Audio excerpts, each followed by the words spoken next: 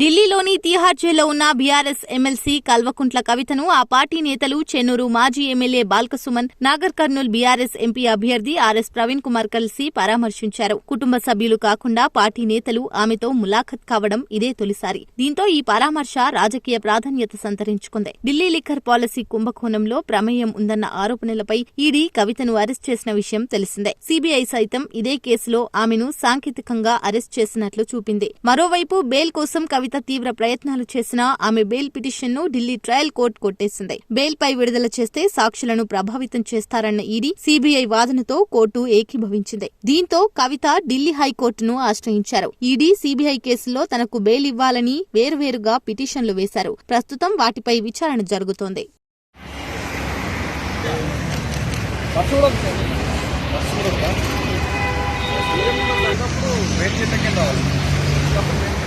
మామూలు బయలుదేరాదు.